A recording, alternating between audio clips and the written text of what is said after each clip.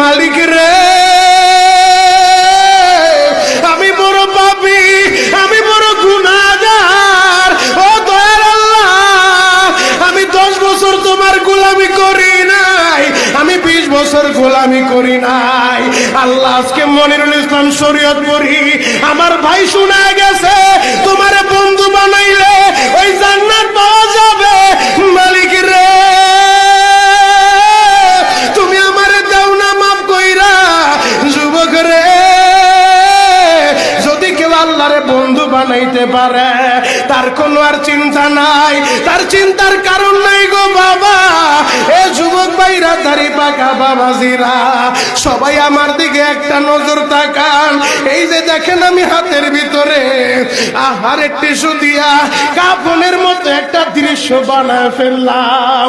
এমন একটা কাপড় আপনার শরীরে একদিন উঠে যাবে, আমার শরীরও একদিন উঠে যাবে। ও চেয়ারম্যান ভাইরা, ও মেম্বার ভাইরা, ও নেতা ভাইরা, ও আলেম ভাইরা, এখন কাঁদতে বলছি শুধু কাঁদবা। জীবনে কত জায়গায় আমরা গোসল করলাম, আহারে কক্সবাজার ঘুরতে যাইয়া সমুদ্রের ভিতরে গোসল করলা, কুয়াকাটায় ঘুরতে যাইয়া সমুদ্রে গোসল করলা। এই যে মাদ্রাসার পুকুরটা ভরাট করছে মসজিদের জন্য, বিশাল বড় ময়দান এখন হয়ে গেছে। এই পুকুরের ভিতরে কত মানুষ গোসল করছে, আবার পিছনে একটা বিরাট পুকুর হয়ে গেছে, ওই পুকুরে কত মানুষ গোসল করবে।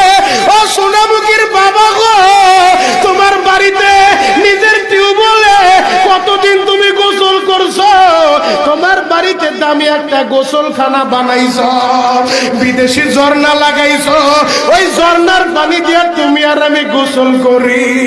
এমন একটা দিন তোমারও আসবে, এমন একটা দিন আমারও আসবে, আহার ওই ঝর্ণার পানির গোসল আমার হবে না, পুকুরের পানির গোসল হবে না, আমার আপনার একটা গোসল দিবে। কেমন গোসল দিবে জানেননি? বড়ই পাতার হালকা গরম পানি দিয়া, আহারে মসজিদের কর্নারে পড়ে থাকা 4 পায়ার খাটিয়াটা বাড়িতে নিয়া পর্দা দিয়া একটা ব্যারিকেড দিয়া বড়ই পাতার গরম পানি দিয়া আপনারে আমার গোসল দিবে গো বাবা। ওই গোসলটা যেদিন দেওয়া হবে, আহারে এরপরে আর দামি কাপড় পরতে দিবে